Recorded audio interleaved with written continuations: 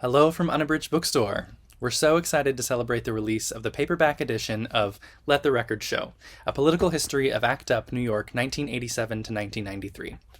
Author Sarah Schulman sat down for a conversation with Tracy Baim on Tuesday, May 10th, 2022, in an event hosted by the Center on Halsted, the Midwest's most comprehensive community center dedicated to advancing community and securing the health and well-being of LGBTQ people in Chicagoland. This is not reverent, definitive history. This is a tactician's Bible. From the New York Times review of Let the Record Show. 20 years in the making, Sarah Schulman's book is the most comprehensive political history ever assembled of ACT UP and American AIDS activism. Sarah is the author of more than 20 works of fiction, nonfiction, and theater, and the producer and screenwriter of several feature films. She's a distinguished professor of humanities at College of Staten Island, a fellow at the New York Institute of Humanities, and the recipient of multiple fellowships and awards, as well as being the co-founder of the Mix New York LGBT Experimental Film and Video Festival, and the co-director of the groundbreaking ACT UP Oral History Project. A lifelong New Yorker, she's a longtime activist for queer rights and female empowerment, and serves on the advisory board of Jewish Voice for Peace. She was joined for this conversation by Tracy Baim, co-publisher and president of the Chicago Reader and founder of Chicago's oldest and only LGBTQ newspaper, Windy City Times. We were so grateful to hear the two of them discuss the book and this history, but we did face some technical difficulties on the evening of the book talk. What the following recording lacks in video quality, the conversation between Sarah and Tracy more than makes up for, and we're happy to share it with you now. Thanks for watching. Okay, so thank you for coming. I'm just going to give a little bit of a book talk, and then Tracy and I will continue a conversation we've been having for like 35 years. So we now know that AIDS has existed for about 100 years and probably was in the United States in the 1940s, certainly was in New York in the 60s and 70s. But science did not notice the pattern that came to be known as AIDS until 1981. And the first public announcement was July 3rd, 1981 in the New York Times. 41 cases of rare cancer found among homosexuals in San Francisco. Now I just want to decode that headline for you. So let's go way back to 1981. Today a white gay man is considered a privileged category, but in 1981 that was not the case. Homosexuality was illegal. Homosexual sex was illegal until 2003 in this country. In New York City, you could be kicked out of your apartment or fired from your job for being gay. Familial homophobia was a cultural norm and was virulent. And violence against queer people or gay people by the police and by straight people was a form of public entertainment called gay bashing. So we're talking about a profoundly oppressed minority. And when the New York Times said 41 cases of rare cancer found among homosexuals in San Francisco, they were talking about the then contemporary pseudoscience that was desperately looking for a cause for homosexuality, which at the time was conceptualized very differently than it is now. Today we know that gender and sexuality are different in each person and can change over the course of a lifetime. But at that time, they were understood on a very strict binary, and homosexuality was seen as one thing that had one cause, and that cause was supposed to be biological. And there were theories like it was caused by your hypothalamus gland. That was actually a serious theory. So that headline really was saying the biological disease of homosexuality itself. And you can tell that in the very early representations, because the original name for this disease was gay-related immune deficiency, or colloquially gay cancer. There's no such thing as gay-related immune deficiency because there's no biomarker for queerness. So there's no biological, there's no such thing as gay cancer. But this all reflects that distortion. And AIDS has been distorted from the beginning. Every representation of AIDS over the years has been distorted. And you have to look at the gay press and the feminist press, the underground press of the time, to find any kind of real coverage. In 1979, at the age of 21, I started working as a reporter for feminist and gay newspapers, which at that time every city had at least one of each, sometimes more. And 1979 is the year before Reagan was elected. It's also the year of the Hyde Amendment, so it's a very important year. And once AIDS was identified, I started covering AIDS and kept with it all of my life. So I've been watching these distortions replace each other as the years go by. In the early first 5 years of the epidemic, 40,000 people died in this country. The government did absolutely nothing. Pharma was basically recycling failed cancer drugs that they own the patents for. And what they were looking for was the one pill that you would take that would make your AIDS go away, because that was the largest market share. But what people with AIDS were actually experiencing was really different. So AIDS is like cancer. It's an umbrella term for something that's different in each person. And what it really means is that your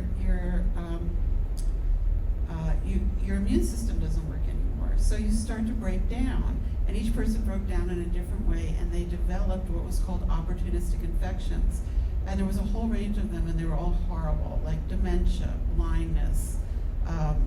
You would get horrible skin cancers that would eat your face away, or very swollen leg nerves where you couldn't walk, and people could not process nutrition.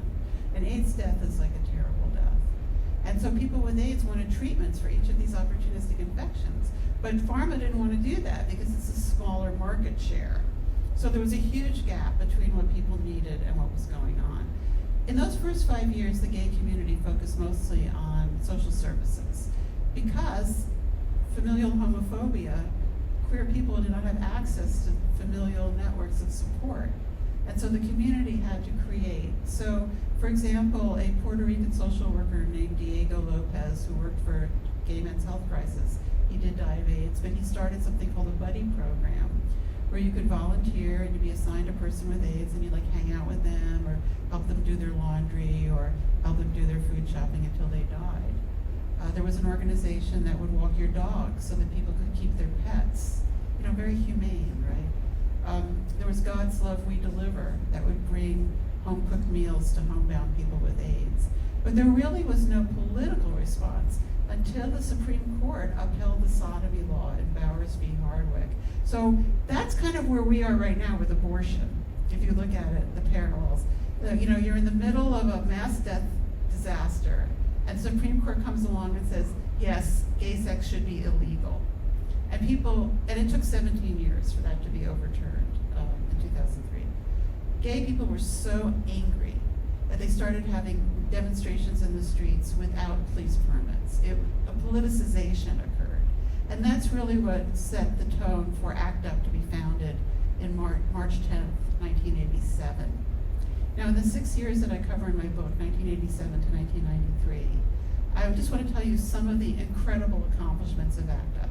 I mean, ACT UP, it didn't end AIDS, but it did accomplish a lot. ACT UP forced the Food and Drug Administration to change the way that drugs were released so that experimental drugs could be made available to very sick people who needed it without going through the standard approval process. ACT UP forced the CDC and Social Security to change the way AIDS was defined so that women could qualify for treatment and benefits. And let me explain that a little bit. In the 1960s, there was a drug called thalidomide that was given to pregnant women, and many women had children who didn't have limbs.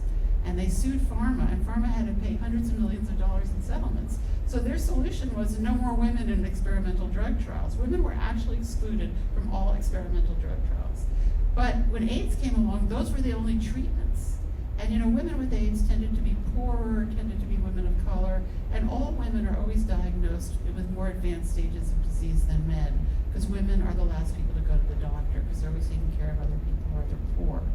So being excluded from these treatments meant that they would die. And then the government had a definition of what you needed in order to qualify for an AIDS diagnosis to get benefits.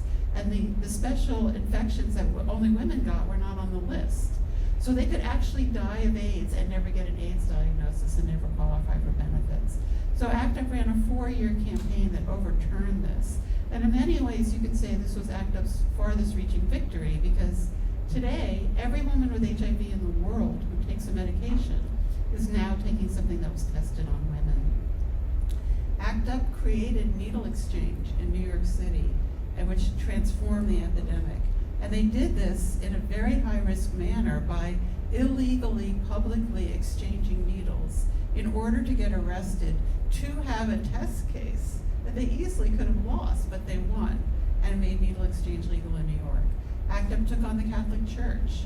This was before the priest sex scandal. And the Catholic Church was more powerful than the mayor. The cardinal was in office longer.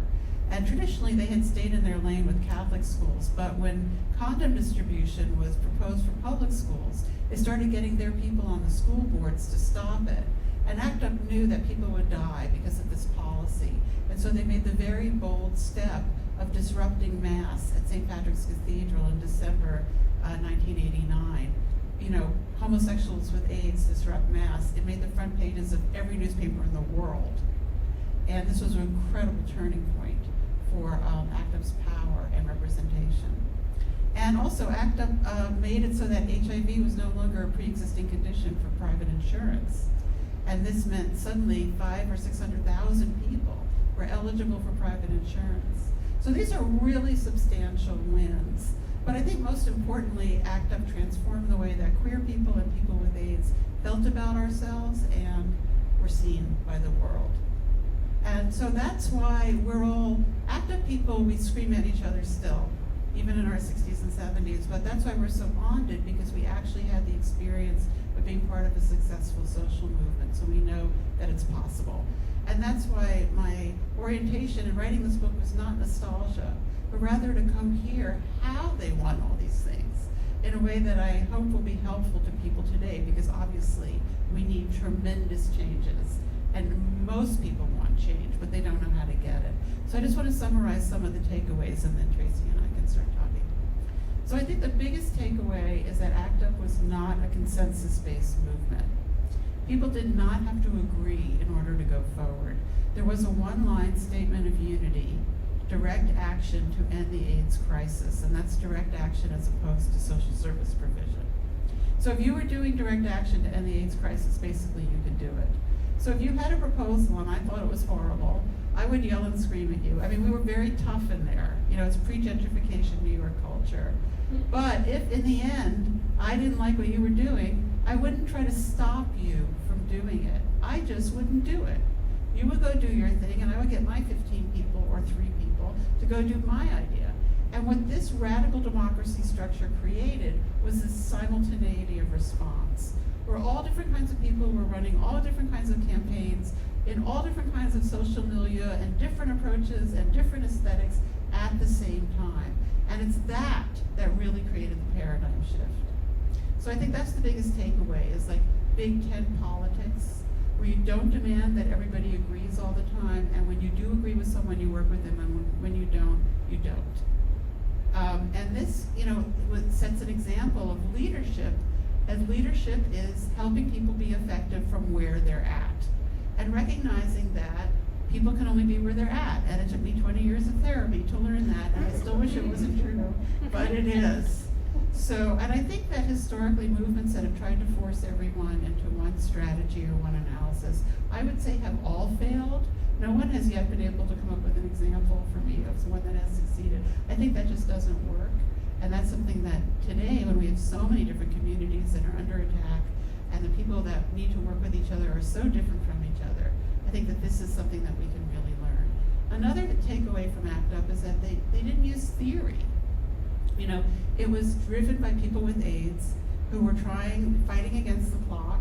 They needed to be effective, and they needed concrete wins. And as one of the leaders, Maxine Wolf, would always say, if you go action first, your theory will emerge, because you have to make decisions about how to carry out your action, and making those decisions helps you cohere your values. But if you try to debate empty theory without application, then you get polarized over nothing. And so that was one of the strengths. Another really big, I think, important lesson from ACT UP. You know, ACT UP was primarily a white gay male organization, and the older men had been in gay liberation, but the younger men, most of them had not been politically active. But there were women and people of color, especially Latinos. This was the time of fascist dictatorships in Argentina and Chile. And there were a number of students who were refugees and exiles who had come to ACT UP. There also were people who had been in the Mexico City student movement in the 1960s. So the Latinos tended to be more politically savvy. And the women had come from the women's movement right before the AIDS period, and came from reproductive rights and feminist women's health movement and the women's peace movement, and brought a lot of political savvy and a lot of strategy. And so one of the moves that these two groups did that I think we can learn a lot from, that women and people of color in ACT UP never stopped the action to try to force people to have consciousness raising or to change the way they talked or anything like that, or even though people were racist and sexist all the time. What they did instead was kept their eyes on the prize of what the agendas were for their constituencies and marshaled the ample resources of the organization. So for example, ACT UP had an art auction that raised $650,000. And that meant that when the Latino caucus realized that people with AIDS in Puerto Rico needed support, and they wanted to go to Puerto Rico to start ACT UP Puerto Rico, they didn't have to fundraise. They went to the fundraising committee, they got the money, and they went and they did it. When women with AIDS needed to travel to testify at hearings or something like that, and they needed hotel rooms, right, people were sick, they didn't have to raise the money. They just went and got it. So by keeping yourself, because you could spend your whole life trying to change one person and fail, and maybe somebody here has had that experience. So, the lesson was just keep your eye on what you want for your constituency. And in this way, ACT UP, bizarrely, became the first white male organization that won the most significant victories for women and people of color in all of HIV history. So, some really good lessons there, and I look forward to a conversation with Tracy and any of your comments. So thank you.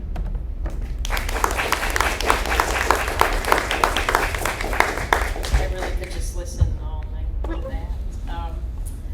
So much of what happened in New York was like a couple years ahead of Chicago. So all of those social services and the ACT UP chapter here, and we had an organization that predated ACT UP called CFAR. So many similar parallels.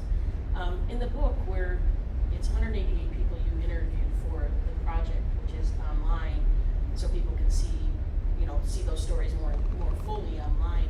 But you talk about your approach to that being humanizing people from where they came from before AIDS.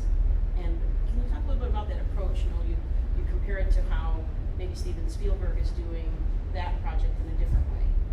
Yeah, thank you. So the reason ACT UP had a split in '92 and kind of fell apart, even though it still exists. And it really dissipated. And then in '96 were the protease inhibitors, so the good drugs, right? And then '99 is the internet revolution. And ACT UP was not digitized. And so if you Googled ACT UP in 1999, you wouldn't find anything. And so the whole history seemed to disappear.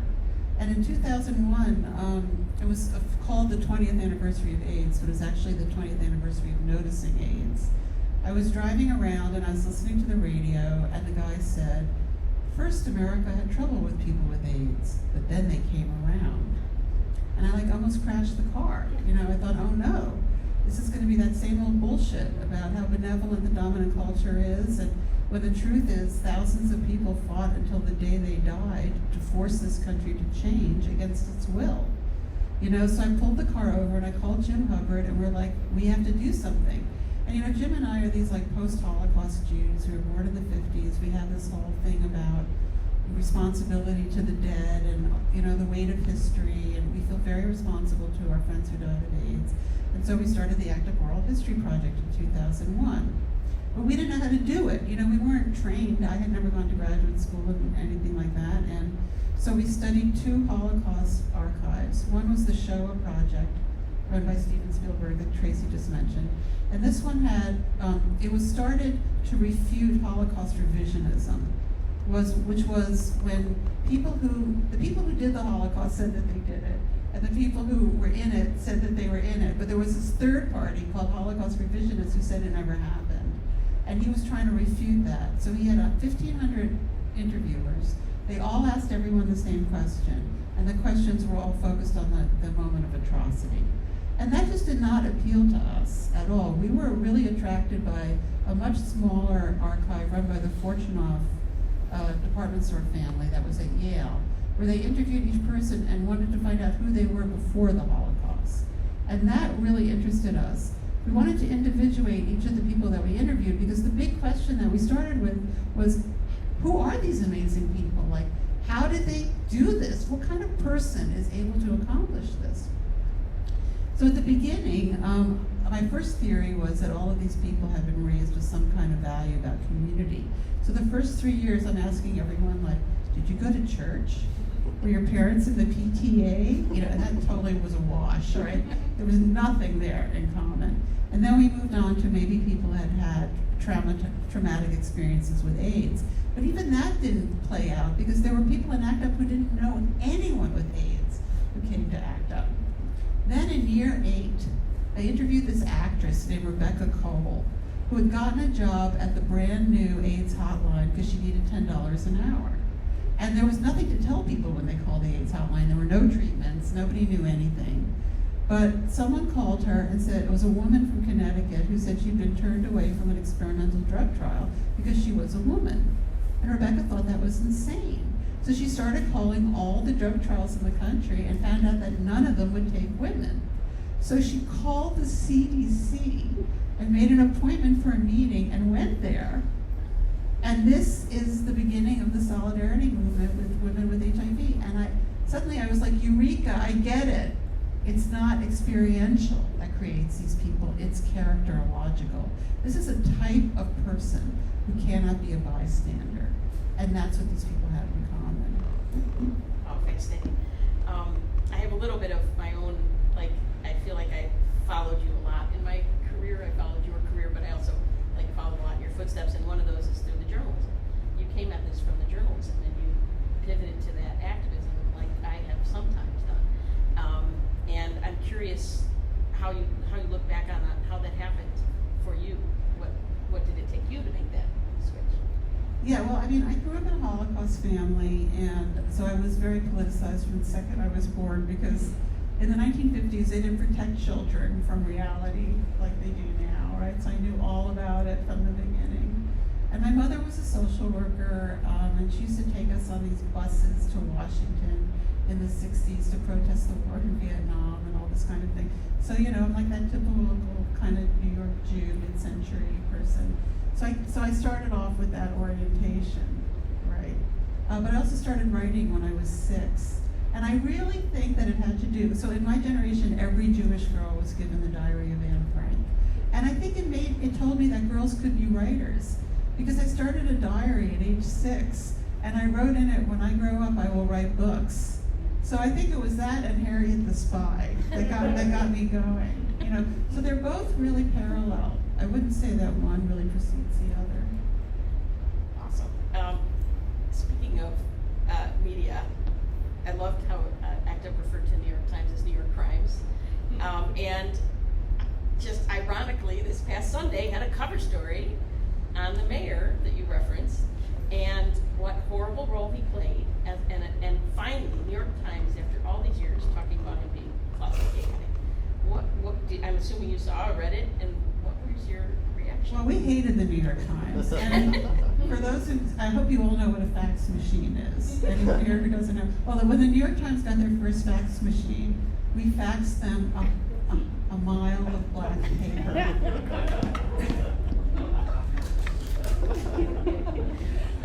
But Ed Koch was a criminal, and you know, this article in the New York Times was so soft, I couldn't believe it. They were like, poor guy, he was so lonely, he was in the closet. You know, he was a greedy power monger who sacrificed, you know, New York City, 100,000 people died of AIDS. Compare that to the 3,000 people who died of 9/11. And he was our enemy, you know, and that article did not interview anyone from ACT UP, it only interviewed his friends. And you compare it to San Francisco, which was totally different. Gay people had power in San Francisco. The mayor worked with the community. I had a friend who died in San Francisco, and when he went to the emergency room, there was a special triage entrance for people with AIDS. When he left the hospital, they called him, asked him how he was doing. He could ride for free on the buses. He got discounts when he bought vegetables. In New York, like, they put you on a gurney in the hallway, and then they would tape H4 on the wall over your gurney, hallway 4, because they didn't have enough beds. You know, so he was, you know, he was part of the problem. You mentioned the structure of ACT UP, and you took the same approach to the book, the kind of decentralized approach. Can you detail that a little bit for the audience? Yeah, so when I started the book, the first thing I realized is that it couldn't be chronological, that it wouldn't be accurate, because so many things happened at the same time.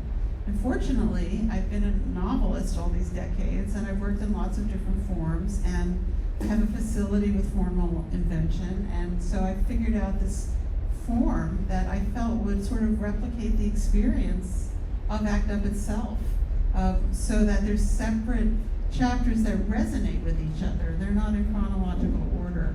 And then I have these remembrances of people who have died.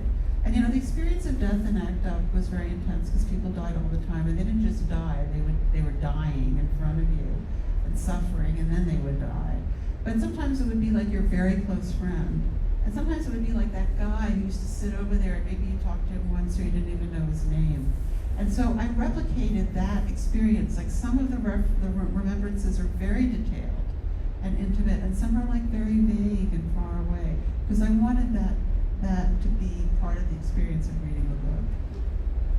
You mentioned the women's health movement that fed into a lot of learnings for ACT UP.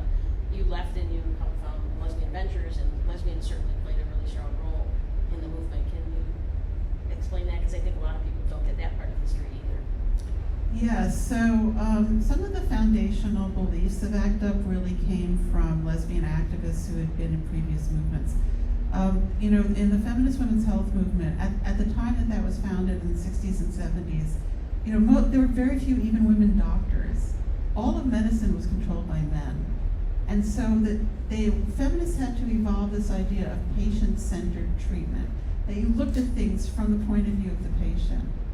And when ACT UP started, there were literal people, I could tell you their names, Marion Bonsoff or Risa Denenberg, who came from those movements who are now in ACT UP. And they did teach-ins to explain this concept to people in ACT UP, and it became a fundamental belief in ACT UP. I mean, when I interviewed people all the time would say people with AIDS are the experts. And we looked at everything from the point of view of people with AIDS. So for example, when there was controversy about the use of placebo, because science likes to try a new medicine against a placebo. But if you're a person with AIDS, you don't want that sugar pill, right? So we would fight that. We said that the comparative should be the standard of care.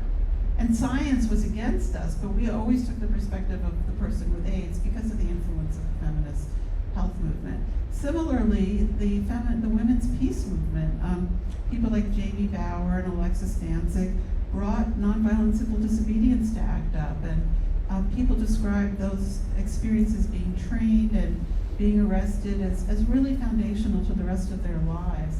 And there were so many arrests. One of the lawyers I interviewed, Lori Cohen, and all the lawyers work for free, by the way. She did 10,000 cases, and that's 1 out of 20 lawyers. So, and all of this came from the women's peace movement. Wow. Some of the work, it's interesting that you, in the book, talk about how to survive a plague, which has gotten so much attention as a book and a movie. And like you said, who tells the story, but they're using your materials to carve out a certain story. And how do you feel about that? Well, I'm very angry about it. We all in America live with what I call it the John Wayne problem. We have this myth that there's this heroic white male individual and that he comes in and rescues everybody and saves everything. Of course, this never happens. He usually ruins everything, if he exists at all. And, I think for my generation of gay men, being gay was like the worst thing that could ever happen to your parents. And high school was a nightmare, and it was somebody else's party, and then finally you get out, and then you have AIDS. And there was a huge crisis of shame and issues about masculinity and all of this stuff. So when offered later the role of the white male individual hero, some people wanted that because it was like a repair for the pain they had experienced. And so you get this movie, How to Survive a Plague, that tells us that 5 white male individuals transformed the AIDS crisis. Not only is that not true, it's impossible, because that's not how change gets made. In America, change is made by coalition, and you won't find anything that is other than that. But it just fit into that American myth, and that was very frustrating. Another thing that I found very frustrating was Angels in America, because the centerpiece of Angels in America is that you have this gay male couple, and one guy has AIDS, and the other one betrays him and abandons him. And as a person who's known thousands of people with AIDS all my life, I only knew one case personally where that ever occurred. I mean, it can occur, but to make that the emblematic, representational story of AIDS, when actually the truth was that it was people's families that abandoned them and their government that abandoned them. It was straight people that abandoned them. Gay people joined together and forced the country to change. So, I have nothing against, and writers should be able to write whatever they want. That's not the issue. But the reception and the story of betrayal that we were told it's so brilliant and it's so, perfect. And I was like, really? This has nothing to do with reality. It's the opposite of the truth. Or another example is the movie Philadelphia, if you've ever seen that, which won an Oscar. The gay guy needs a lawyer. So he goes to a homophobic lawyer. And they're like, why? Why didn't he go to a gay lawyer? That's what everyone actually did. When they did 10,000. Yeah, right. Because then we can watch the homophobic straight person heroically overcome his prejudices, and that becomes what it's about. So there's just, these layers and layers of rewarded false representation that just eat away at you when you know what actually occurred.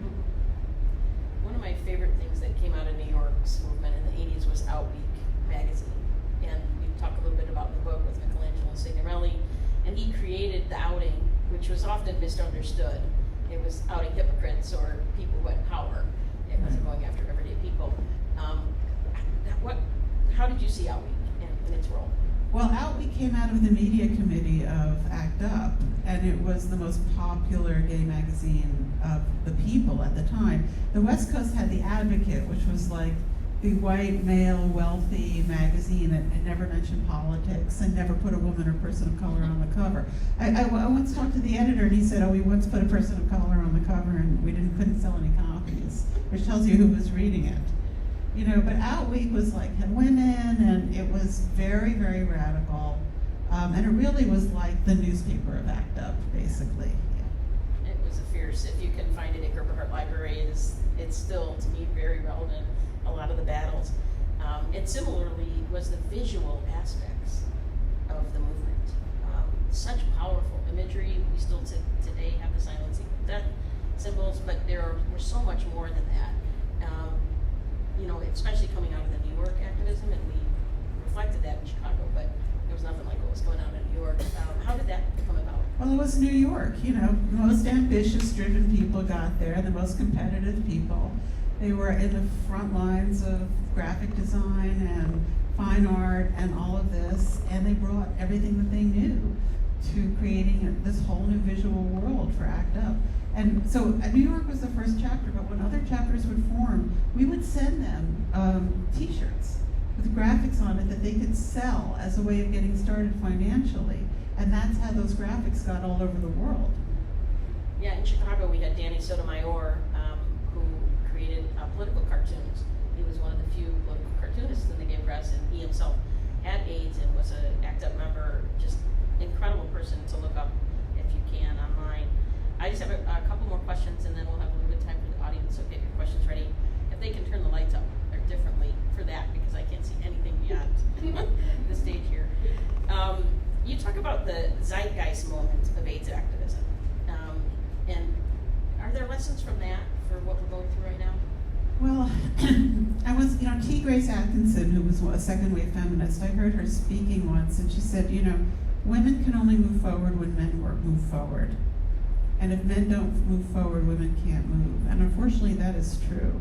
And minorities, and I know women aren't a minority, but we have the lack of power. People who don't have power or who are minorities are dependent on the majority to move forward. Women had to wait for men to give us the right to vote. And, people of color are dependent on white people voting a certain way or moving forward. And this is one of these ironies of existence. So when we do have a progressive period and we win a lot, then usually there's a period of givebacks. 30 to 40 years, and you spend your whole time fighting givebacks, right, with this kind of politics of repetition. I'm sure people here are familiar with that. And and unfortunately, you can't force it. No one's ever been able to find a way to force it. Sometimes you get like vanguardist political movements who try to use violence because they think it's going to inspire the masses, and it never works.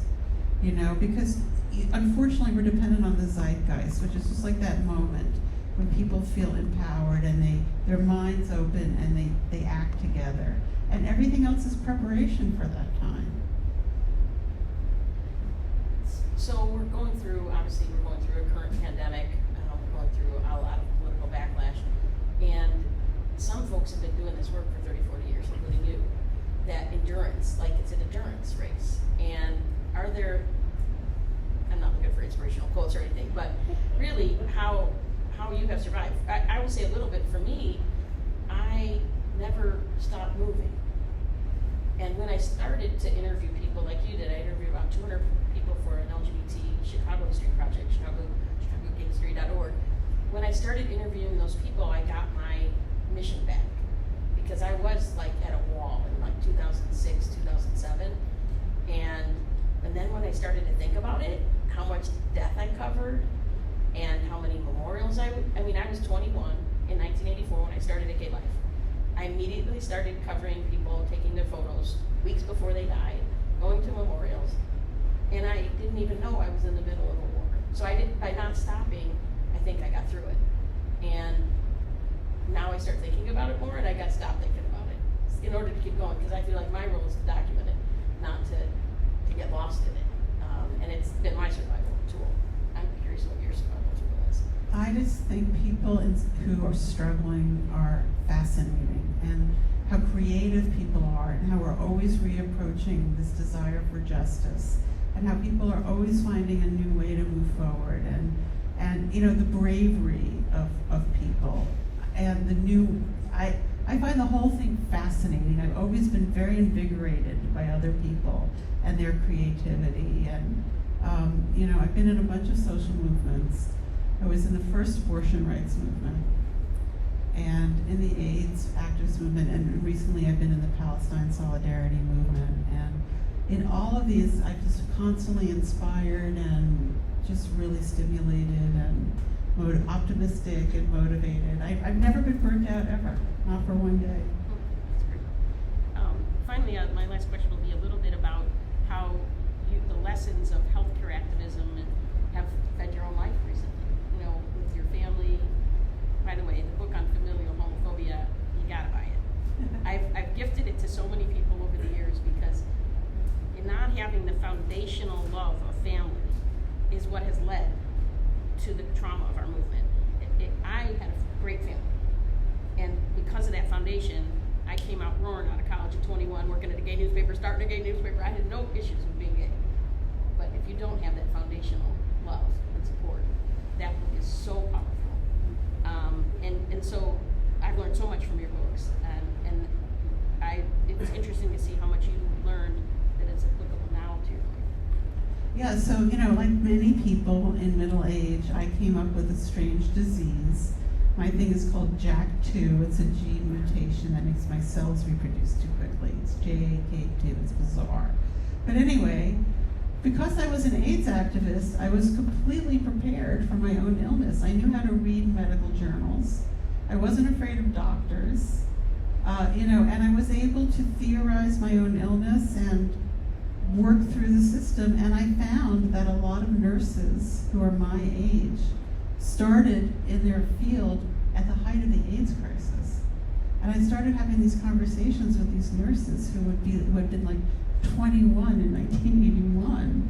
And they said a lot of people left the field right away because they couldn't take it through AIDS, and the people who were still in it, who were in their 60s, you know, were really, really devoted. And it was just amazing to connect with them about that. So, you know, it helped me have saved my own life, that I had learned so much from being an AIDS activist. And that AIDS work really has fed into the quick vaccine turnaround on COVID. The gay men that donated their blood in the 70s to gay health clinics, a lot of that has fed research on hepatitis and all sorts of other diseases. So I can see a little bit. Does anybody have any questions in the audience? Raise your hand. If you do, Or just put your hand comments. up and I'll bring you a mic. He's got a mic there. First, my name's Scott. Thank you for coming here. Also, thank you for acknowledging the vaccine being done so fast because of, that was something I was going to ask, you just mentioned it, but something that's never acknowledged at all, except like one Washington Post story recently. My question to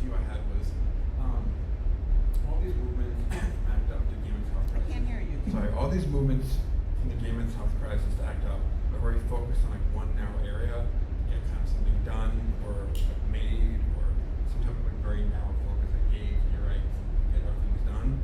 I work as someone who's like I work in recruiting, right? I work with people with autism, Asperger's, different disabilities, and it seems like we always separate ourselves in activism to this achieving a goal and then moving forward. But the thing I'm finding is there seems to be no actual place to go to. And I was wondering your thoughts on where I'm doing all this work. I myself am Jewish. I am gay. I have ADHD. I have Asperger's, and we don't have a chip of organization to go to. There's no like union per se. And I was wondering if that's something that seems to be could be a byproduct of all this work. It's something I've just been interested in and asking. I have all these books about activism movements, but there's no. It seems like everything's separate, and there's no actual coalition. How we can come together, all neurodiverse groups, to actually have a place to go to for people in the workplace, for jobs, for science, for medicine, as yourself. I have fibromyalgia. I have a difficulty with doctors. There's no real group to go to. So I was wondering if that's something that I don't know you would be able to speak to, or how it just seems like we always separate ourselves in passionate issues. That's great. We never come together to actually form like a union that can address all of this. That's not really my experience. I mean, it's interesting. It's probably because I'm so much older than you, but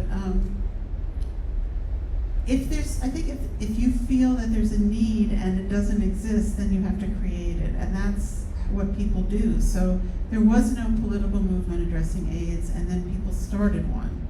And the trouble is that there's a difference between social services and activism, right? So if you're looking for an organization that's a social service organization to provide something for you where they have funding and there's some kind of service, that's something different.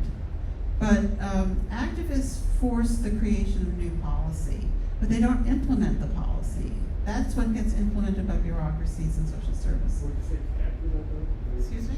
I can't hear you. Treatment action. No, TAG is great, and they've been taking on Gilead around PrEP and all kinds of, they're still active. In Chicago, there's been a lot of different movements for disability rights in Chicago, especially around the Americans with Disabilities Act in the 80s.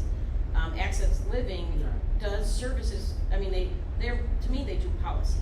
Like, and if a group of people came with a specific section of disability and wanted to create an activism around it, they're one tool for that in Chicago. And the mayor's office for people with disabilities is also great on that stuff. But Sarah's right. It's like you see an area, single issue politics is one style of activism. Coalition is another style of activism.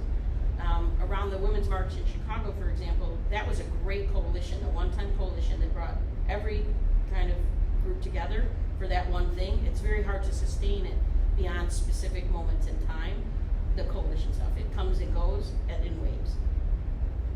Any other questions? Anyone else with a question? Up here.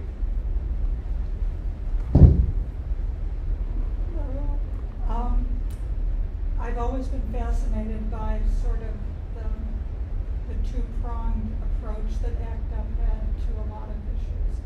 That it wasn't just a very theatrical, very dramatic news, 6 o'clock newsworthy video of Stop the Church or taking over the CDC or the Ashes Action.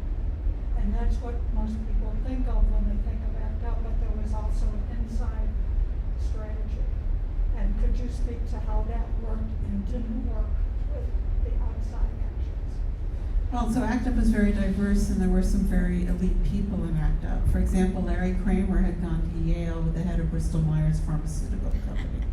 So he could call him up and get a meeting, and there were guys in ACT UP who had been bond traders or had gone to Harvard and all this kind of stuff. And when they met with pharma or they met with government guys, because at this time everyone in the government was a white man, everyone in the media was a white man, there were not really women in government, and there was not women judges and all of that. White men had all the power spheres. When they met with those guys, there was a lot of identification across class, because they were the same class. And they were able to develop these insider relationships with these guys. But the thing that gave them credibility was the outsider strategy, which is that they could threaten them with all kinds of actions and humiliations that would be created by the rest of us, who were the outsiders. And at the beginning, that was very helpful, this insider-outsider strategy. But it started to change when we did start to have successes. Because at the beginning, there were no treatments, right? So if you were Rock Hudson, or you were a homeless person, you were going to die a terrible death because there were no treatments. Once there started to be treatments, we started to come up against the inequality of the American healthcare system and the lack of access that significant numbers of people had. And the most elite people had the most access. You know, people had access to Fauci, and they had access to all kinds of cutting-edge treatments. Some of the most elite people in ACT-UP, and they're still alive today. And so this question of access was really like the moral failure, ultimately, of certain sections of ACT-UP, that it just wasn't addressed. And then the rest of the organization was completely about access. We started Housing Works, the organization for homeless people with AIDS. We did needle exchange for drug users. We were involved with Haitians who were HIV-positive Haitians were incarcerated at Guantanamo. That's what Guantanamo was before it was for Muslim political prisoners. And ACT-UP was involved with that. So a big part of ACT-UP was involved primarily with access, and then there was a small part that ignored access, but they had the most access themselves. Thank you. I think we have time for just one more. I'm interested in something you said about givebacks and this like kind of clock that we're on, and ACT-UP kind of shepherded a really powerful movement of progression and advancement, and it seems like the tide is coming out now, and the kind of political capacity that's needed now is to not lose as much in that tide, and kind of what your wisdom could speak to in terms of like a strategy in that momentum as opposed to one going forward. Well, I don't have the answer. Yeah. Let me just start with that. But like for example, the concept that there could be queer or trans children, that is a new concept. When I was a kid, there was no such thing as a queer child, a gay child. It was something, all children were cis and straight, and then something bad happened to you and made you become gay as an adolescent. That was the theory. And groups like the Lesbian Avengers, which was founded in 1992, put out things like, I was a lesbian child. That was one of our t-shirts, because they were trying to keep, same battle as today, keep gay stuff out of the classroom. And eventually this caught on. And between the early 90s and now, it has become common knowledge that children are trans and queer. And now they're trying to wipe that back, right? That's something that they want to own childhood, that all children are straight and cis, and that's like a battlefield, right? And that's happening in a lot of areas. I don't have a winning strategy, but I will say that fighting locally is more effective than fighting largely, even though we know the problems are large, because movements need victories, and if you don't have any victories, it's very hard to attract people. So picking a local issue that is relevant to the people around you, designing the solution, this is very key. You don't want to be in an infantilized relationship to power where you're begging them to fix it, because they will never fix it, they don't know how to fix it, and they don't want to fix it. You have to design it. It was a playwright, this guy named Jim Igo in ACT-UP, who designed the way that the FDA could get these drugs out to sick people, because he just studied the FDA, and he came up with this thing called parallel track, and it actually worked. So we have to design solutions that are reasonable and winnable and doable on the local level and present them, and when the powers that be say no, that's when we do nonviolent civil disobedience to get the message through the media that we have the reasonable solution. And that's how you get victories. And that's how you build campaigns. And if you're doing that, that's responsible leadership, because you're not wasting the energies of your people. The worst thing is to get people out for a one-time only action that is not connected to a demand, where they're standing in the rain listening to boring people give speeches and then they go home. And the biggest problem with the left is that strategies that don't work, we keep repeating them, and I don't know why. But if it didn't work before, don't do it again. So if every time you bring people out, it's for something really concrete that's totally winnable, and it's part of a campaign that leads to something else, you have more chance of victory. Trace, and aren't we lucky that she's coming to Northwestern University? So buy the book. Sarah's going to be out there, meet and greet, and wonderful to be